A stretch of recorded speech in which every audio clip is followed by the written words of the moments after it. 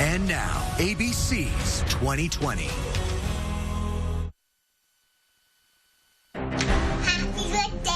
Tonight on 2020, from home movies to a home mystery. How did these two smiling, carefree girls end up on a missing poster? My kids are my life, and I don't wish this upon anybody. Real life Gone Girls. And now 2020 is on the hunt to find them, following the trail of a secret network of children hidden by a parent. It was moving between houses with people who I'd never known. Like you're in a spy movie. But are they part of it? Two of those kids were the subject of a manhunt, and you had to know that. And who put them there? Lieutenant Polinsky called me and said, "Are you sitting down?" And then I knew something was coming. Do you sit here and think, how did this happen? Footprints in the snow. Good evening, I'm Elizabeth Vargas. David is off tonight. We began this story not knowing what we would find at the end, but after nearly 6 months on the road, knocking on doors, going from big cities to frozen farms, sandy beaches to jail cells, we pieced together a jigsaw puzzle of children declared missing. But were they? Take this incredible journey with us that begins with footprints in the snow.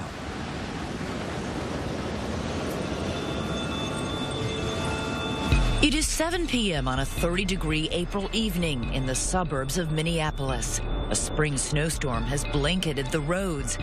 And while most families are settling in for dinner, one family is about to fracture forever when two children living at this home vanish. No shoes, no coats, no backpacks, nothing.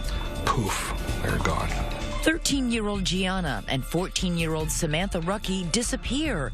The only trace? Footprints in the snow. But oddly, there is no manhunt to find the girls, no police press conference. How can two children in the state of Minnesota be gone and no one knows where they are? Their parents are embroiled in an ugly divorce and custody dispute, but they insist they are united in their desperation for the girls. I'm concerned. I am worried. I don't know what to think. You don't sleep. You drive around at night. You're always looking. Where did they go? Who are they with? And why does our journey begin by asking questions to their mother inside the Ramsey County Jail? Did you have anything to do with your two daughters running away? No. Do you sit here and think, how did this happen? Clean record, never had Clean a problem. record, and here you are in jail on $1 million bail? What's going on? I have no idea. This shouldn't be what happens in a divorce.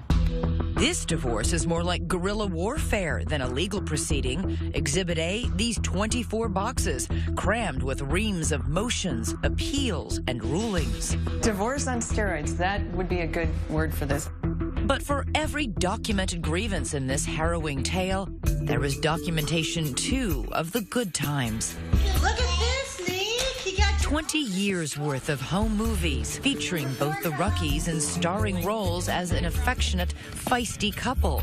You're figuring it out now? Shut up, it just ran over. And doting, loving parents to their 5 children. Dad, it's my birthday. Nico, Samantha, Gianna, Nia, and Gino. It sounds like a busy home. They were wonderful. It was my dream. I loved being a mom. They make their home in Lakeville, Minnesota, a suburb of Minneapolis. David ran a multi-million-dollar trucking business. Sandra worked as a flight attendant and eventually competed in local beauty pageants, using her nickname Sam. Good evening and welcome. Proudly representing Lakeville, I'm Sam Ruckey. In her spare time, she likes cooking Italian, flying airplanes, and staying fit. But David agrees that family came first for Sandra. There's Mom. Hi, Dad. A loving, energetic mom. There was a bird flying? Yeah. Oh, there it is. She was a great mom.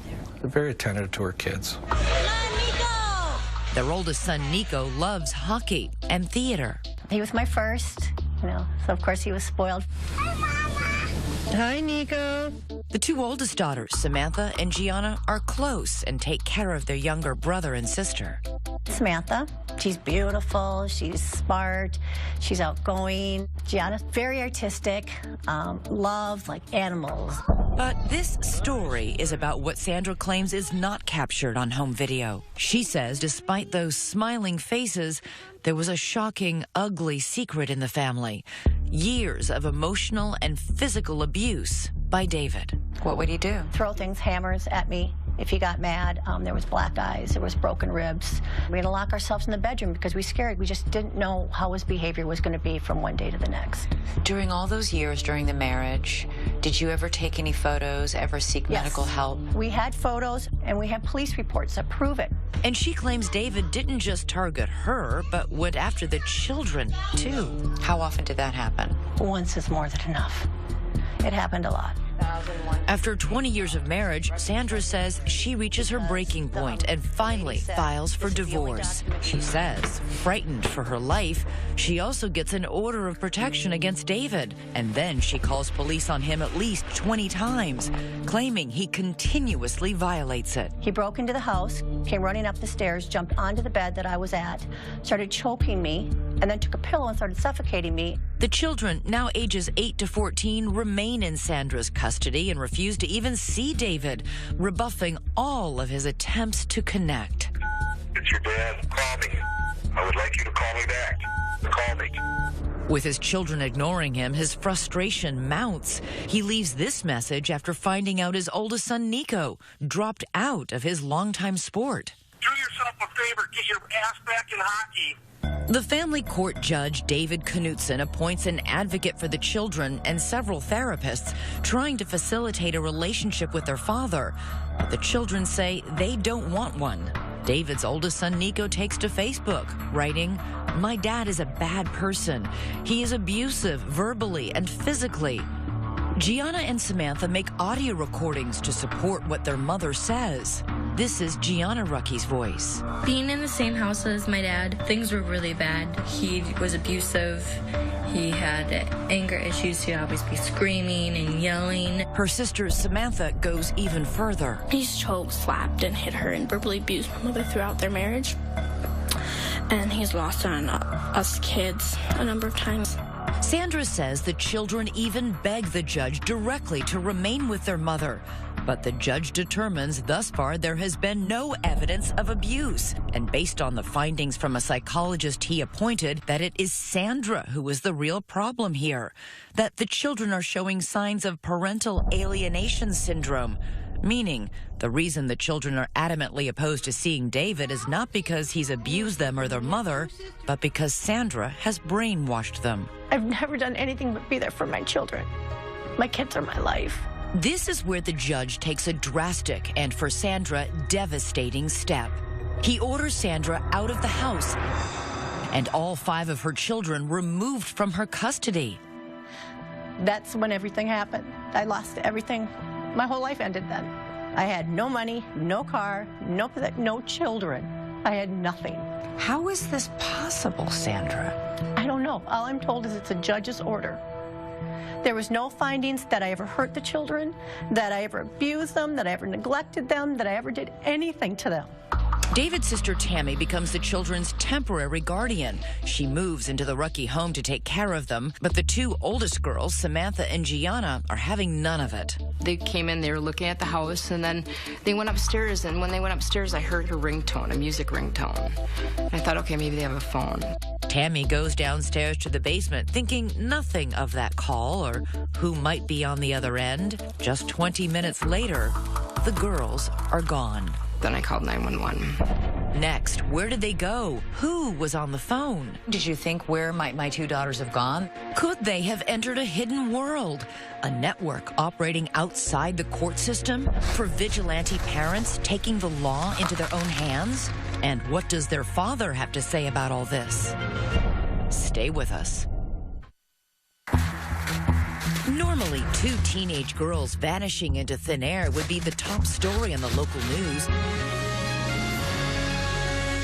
But that's not the case here in Minneapolis. There is no Amber Alert, no search parties combing the woods. Sandra, separated from her children by court order, says she finds out her daughters are missing from her attorney. What was your reaction? What any mother's reaction would be. I'm concerned, I am worried. Everything was going through my mind. When Sandra's ex-husband David finds out his daughters have disappeared, he is terrified. What was your biggest fear?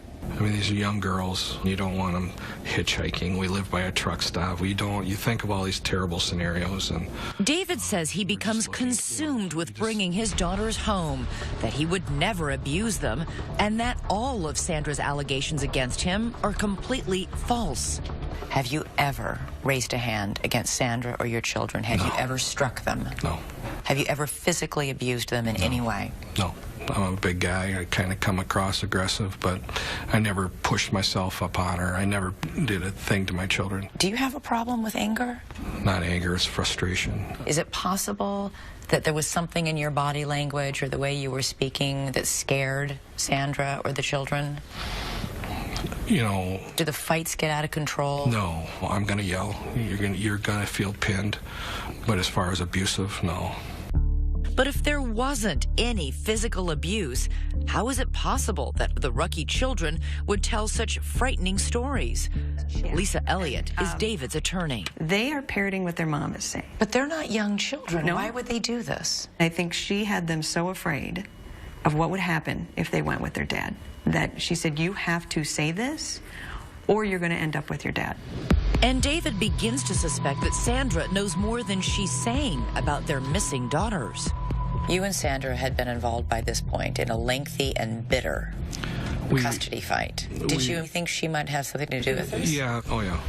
As the weeks pass with no sign of Samantha or Gianna, David says he spends his nights driving the streets, searching.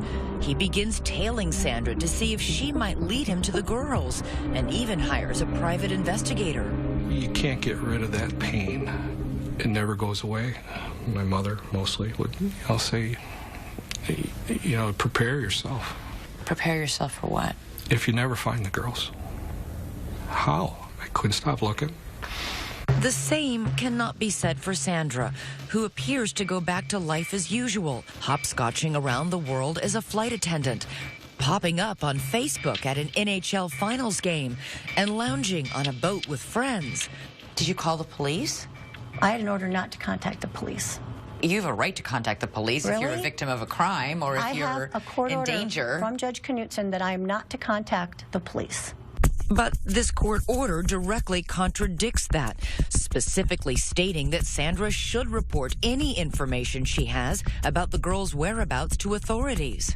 So you did nothing when you found out they were missing then? Okay, I guess if you're in that situation where you've been stripped of everything related to your children, you don't know what to do. If one of my children went missing, I'd be out there with a sandwich board saying, "Find my child." The courts had completely tied my hands. 1 month after the girls' disappearance, there is a bizarre twist in the story. They show up, but in a place no one expects. The Rucky girls say they want to be heard. On local television. They met with us at a hotel. We don't know who brought them here. The local Fox 9 station airs this story. And right there, sitting in front of the reporter, are the two missing Rucky sisters. I'm just really scared it's going to end really badly. And once again, they back up what Sandra has been saying. He was abusive. Really. In what way? Emotionally, verbally. I mean, our mom was always our protector, but now there's no one there to protect us. I was glad to see my girls. But, you know, what I was hearing coming out of their mouths was hard. And as quickly as you can change the channel, the girls are gone again, vanishing back into the night. Months pass. Their faces appear on the missing and exploited children's website and on thousands of plastic bags distributed in northern Minnesota. The search continues for the Rucky girls. Their parents' epic divorce drags on until the judge finally makes his ruling. In a painstaking 60-page order, he drops a bombshell, awarding full custody of all 5 children to David, writing of Sandra's allegations of abuse that the court has not received any evidence to support her very serious allegations. He went on to say Sandra refused to cooperate with any of the professionals appointed in this case. For David, it is total vindication. 17-year-old Nico, 13-year-old Nia, and 10-year-old Gino return to their father's care. And while David works to mend his fractured relationship with them, his 2 missing daughters are no closer to being found. The 3 children reacting to the absence of their sisters, were they worried? This was a big-time white elephant in the room. It just, you know, it was always something that was just there. The secret of what really happened to the Rucky girls holds for 2 alarming long years, until someone who knew that secret, someone who kept it, finally speaks up. You knew Sandra was lying. I thought she was, yeah. Well, you knew she was. And a secret underground network willing to defy court orders and hide children. We sort of pass messages. We use a lot of burner phones. Could this group hold the key to finding the Rucky girls? Stay with us. From the moment the 2 teenage Rucky girls vanished, police suspected their mother, Sandra, was lying. At any point, did you tell your children to run away from home? No. You never encouraged any of your children. How can I encourage my children to run away? I've had no contact. Police suspected that not only did Sandra have contact with her girls, she also had help hiding them from a secret underground network of people willing to defy court orders and conceal children. Damon Dumas knows all about defying court orders. He went into hiding when he was 14 years old, using a loosely organized group of safe houses to escape life with a father he says was abusive. My mom actually made sure that she wouldn't know where I was going. Mm-hmm. She handed me off to someone she trusted, who handed me off to someone else that she trusted. Who was taking care of you? Whoever I was with was taking care of me. Were they strangers? They were all strangers, yeah.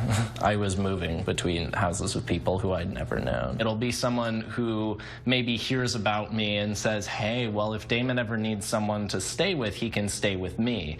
And we sort of pass messages. We use a lot of burner phones. Burner phones? You sound like you're in a spy movie. Well, in a lot of ways, that's what it felt like. So how often do you come out to the beach now? While on the run, Damon says he lived in around 10 different homes, never staying anywhere long. During that time, he made videos and posted them on the internet. And I'm turning 16 tomorrow. But instead of a birthday party with my friends, I'm in hiding.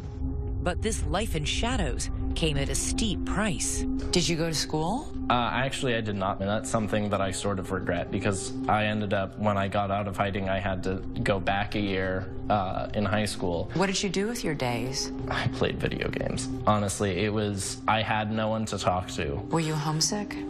Absolutely. Absolutely, every day. Those days turned into months, and instead of getting easier for Damon, life got more difficult. I called my mom and I said, I don't know how much longer I'm going to make it, because I was considering suicide at that point. It had been very long in hiding. In those videos, Damon discussed the abuse he says he suffered. I told police about this. I told psychologists. I even told a judge. And yet somehow it was all covered up in lies. Today, Damon is an activist working with an organization called the Women's Coalition. He blames the court for forcing him into his life on the run, even though Damon's father strenuously denies ever abusing his son, and a judge agreed there was no credible evidence to prove it happened. He said that whether or not I was being abused, my mom had to stop talking about abuse, and that Why would a judge do that if he really thought you were being abused? Because what people don't understand is that this is not something that is a one-time case. This is not something that happened to me. This is systemic. And the internet is teeming with videos of mothers who say they too have been victimized by family courts after they reported their allegations of abuse. As a mother, you try to protect your son, and that was my biggest mistake. I cried wolf when Children need to be believed. The courts forced my children to go on visitations. I am seeking justice. It is okay to protect our children. If you're a mother and you allege child abuse, your odds of losing custody are extremely high. Joan Meyer is a law professor at George Washington University who studies family courts. Her research has turned up some surprising and, in her mind, troubling results. If you raise abuse, especially child abuse, you've got to make a very strong case. If you can't nail it, not only will you lose custody, you may lose all access, because the assumption will be that you have poisoned your child's brain with these ideas. Sandra says this is exactly what happened to her. So, did her daughters run away to protest a family court ruling like Damon Dumas? That's what Brandon Stahl, a reporter at the Minneapolis Star-Tribune, wanted to find out. On the 2-year anniversary of the girls' disappearance, he decides to write a story. I wanted to know if the girls were okay and if I could find them. He didn't find the girls, but he did find this man, Dale Nathan, a diminutive 81-year-old who has spent years working as an attorney in custody cases. Dale had his legal license suspended after he refused to reveal where one of his clients was in hiding with her child. He is a fervent supporter of Sandra. Dale is somebody who believes to the bone that the family courts in Minnesota are corrupt. The story Dale tells is a doozy. He says he was with Sandra on the night her daughters ran away. He says Sandra and he were driving around in Sandra's car when she took him to this field, just blocks away from the Rucky home. We drove with Dale to that spot. Now, this is about the area right back here where Sandra stopped. He showed us where they pulled over. That's the one we want to take. So you stopped, you parked, you waited? And after about 20 minutes, the 2 girls came running across that little field. They got into the car, and then Sandra started driving. The 4 of them drove around back roads for more than 2 hours. She kept saying, oh, the Lakeville police, they're going to find us. And she kept telling the kids, get down in the back seat. During the ride, Dale says Sandra was frantically making phone calls. Apparently there was no plan, and she was making plans on the run. Dale says he knew that the children had already been taken out of Sandra's custody and that by driving off with them, she was breaking the law. Sandra was busy telling the police she had no idea where the girls had gone, and you knew Sandra was lying. I thought she was, yeah. Well, you knew she was because you were in the car with her. That's true. Right. You're right. So if you knew she was lying about that, why didn't you go to police and say, I know what really happened? I think Sandra was trying to protect her children. I wasn't going to betray that. Dale insists he couldn't help even if he wanted to. He doesn't know where Sandra ended up taking the girls. After hours of driving around with him, she dropped Dale off at a truck stop and then drove away with the girls still in her car. Last April, the Star-Tribune published Brandon Stahl's story, and one reader in particular was riveted. What did you think when you read the account of Dale Nathan? Dumbfounded. Or like, this is completely validates everything you suspected. Everything. At that point, we knew Sandy was involved. And now police know too. They arrest Sandra and charge her with 3 felony counts of deprivation of parental rights. She's thrown in jail on $1 million bond. But the mystery remains, where are the girls? 1 month after Sandra's arrest, there is stunning news. Lieutenant Polinsky called me and said, are you sitting down? And then I knew something was coming. Next, the Rucky girls found at last. But where have they been? Who took them in? We're on our way to find out. And you may be surprised by what we find behind this door. Stay with us.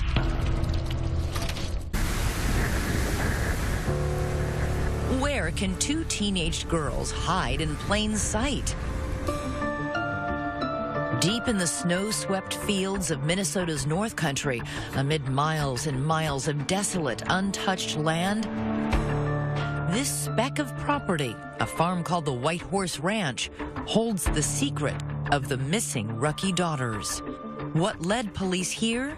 The trail begins with one of Sandra's staunchest supporters, Dee Dee Evevold, an activist friend, vocal about her belief there is corruption in the family courts.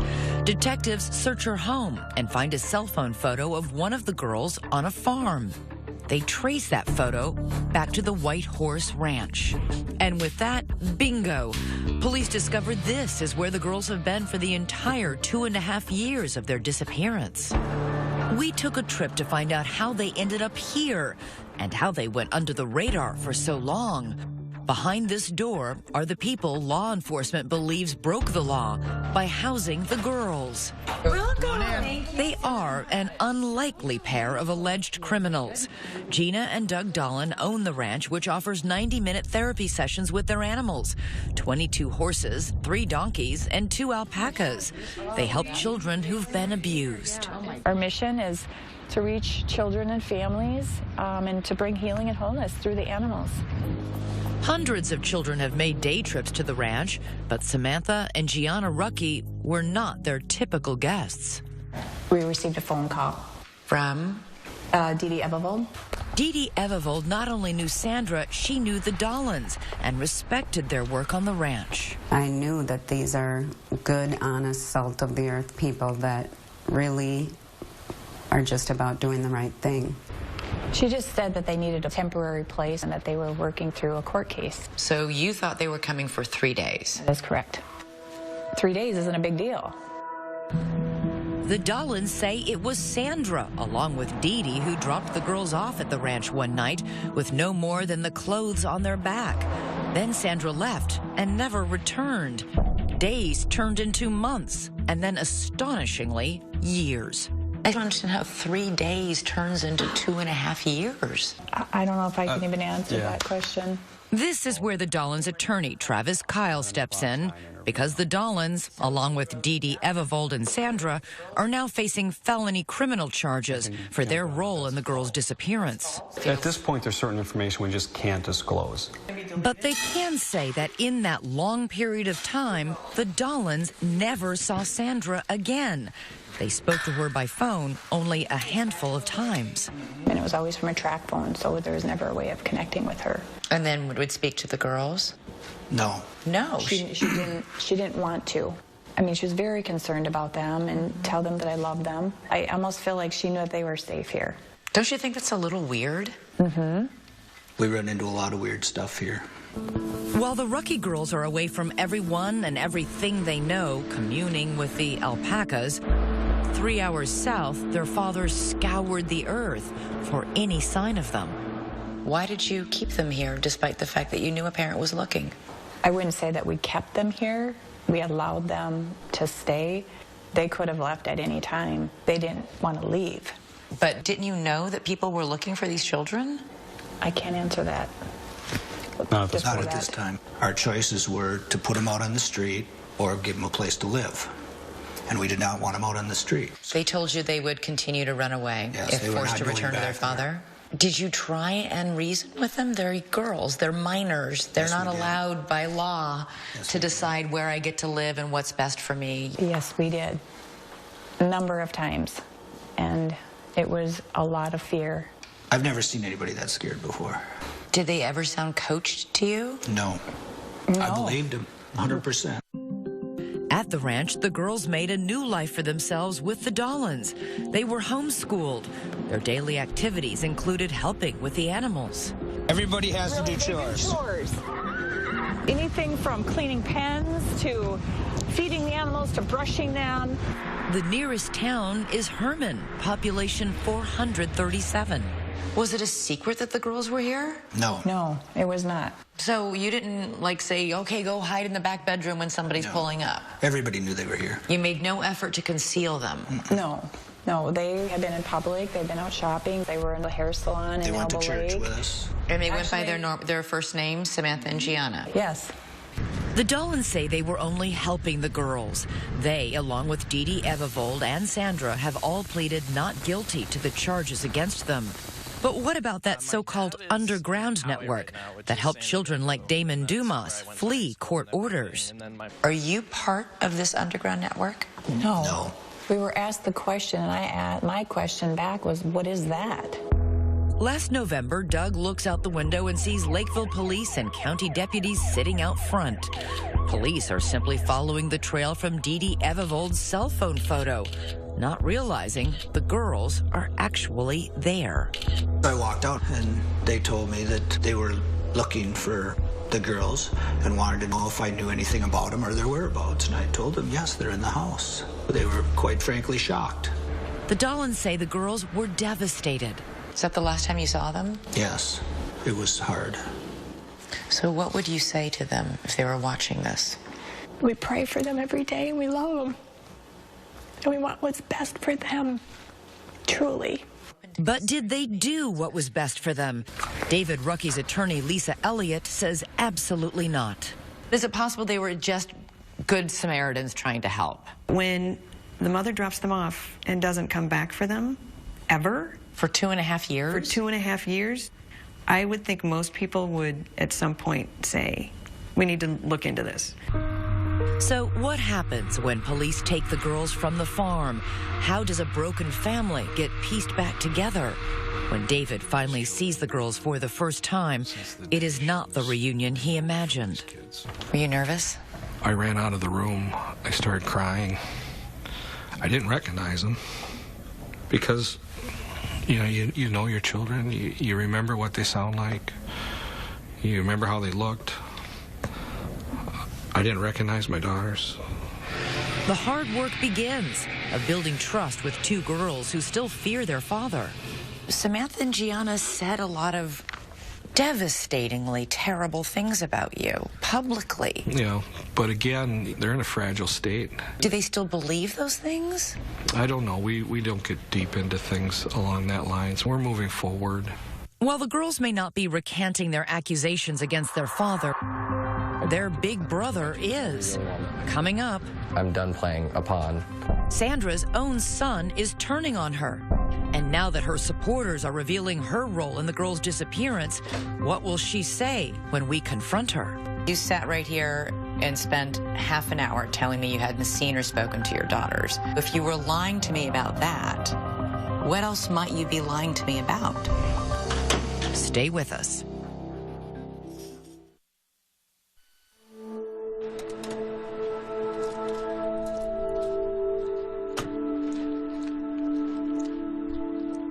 For the second time in 2 months, we have come to the Ramsey County Jail in St. Paul, Minnesota, to visit inmate Sandra Grazzini-Rucki. She is still here, awaiting trial on felony charges that she hid her daughters from their father for 2.5 years. Surprised you're still here? Yeah, very surprised. When we first spoke to Sandra, she told us she wasn't involved in the disappearance of her daughters. Did you have anything to do with your two daughters running away? No. You didn't know where they were these last 2 years? No. After nearly 6 months of our 2020 investigation, we've explored that loosely organized underground network of activists hiding children in nasty divorce cases and tracked down every key player in the Rucki case. The Dollins, Dee Dee Evivold, Dale Nathan, all supporters of Sandra's who say they weren't part of any network, but who authorities say helped her hide her daughters for 2.5 years. Dale Nathan said that he was with you when your two daughters jumped in the back seat without shoes or coats, and then you drove off. This is true? related to the trial. Yeah, that'll all be talked about at the upcoming trial. I can't comment on anything related to the trial. You know that. All I'm telling you is you sat right here and spent half an hour telling me you hadn't seen or spoken to your daughters. And I've now spoken to 3 people who tell us, in fact, that's a lie. So if you were lying to me about that, what else might you be lying to me about? I can't discuss anything regarding the trial. I just can't. While Sandra is now suddenly not talking about her case, her attorney Michelle McDonald hints at a possible defense, saying if Sandra truly believed her children were in danger, she was free to break the law to protect them. They have to prove beyond a reasonable doubt that she didn't have a reasonable belief that her children needed protection. Which makes those allegations of physical abuse during the marriage so important. If those claims are true, then a jury perhaps could forgive Sandra for what she did. And from the very beginning, she has assured us that there is indisputable evidence that her husband, David, was violent. Did you ever take any photos, ever seek medical help? We had photos and we have police reports that prove it. So confident, so certain. And yet, I'm asking for any of the documentation that you assured us existed to corroborate what you're telling us. And we can find none of it. But it does exist. It really does exist. Where is it? It was with my attorney. You don't have any of those records. They're in boxes. But do you have them? Do you know what's in those boxes? You have all the other police attorney reports, you have everything. Yeah, the police reports. You have everything. Yeah, yeah. And I will turn them over to you. So we head to Michelle McDonald's law office for an appointment with those boxes. Okay, so here they are. This is Sandra Grazzini-Recky's basically divorce case. We spend hours there scouring thousands of documents, and in more than 20 boxes, we didn't find a single piece of paper or photo to prove that any physical abuse ever happened. So we reached out to the Lakeville Police Department, and they have no record of ever being contacted by Sandra about abuse during her marriage. Sandra certainly has never been afraid to call the police, ever. If there were instances of David being violent or threatening, there would be police reports of it. There are none. Sandra's strongest proof was always the testimony of her children. But today, one of those children has recanted his story. Oldest son, Nico. Get up there, Nico. That little boy from the home videos. And the same son who later posted that damning Facebook message accusing his father of physical abuse. He now says all of that was a lie, and that it was his mother who pressed him into believing it was true. She started to say, like, your dad's this bad guy. Your dad, like, hurt you when you were younger. And I was like, what? What are you talking about? I don't remember any of this. Well, it happened to you. It's like, and at the time I believed it because you listened to your mom.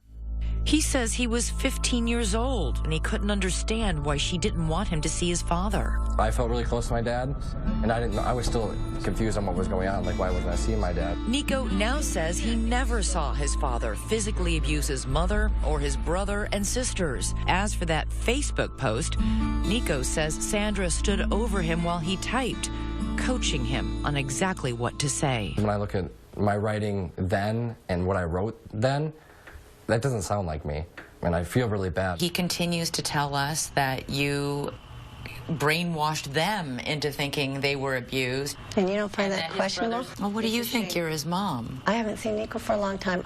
It's sad that he's saying that. But when my son hadn't been around his father, he has a completely different story than he has now. Did you somehow convince your own kids that their dad was abusing them? No. No.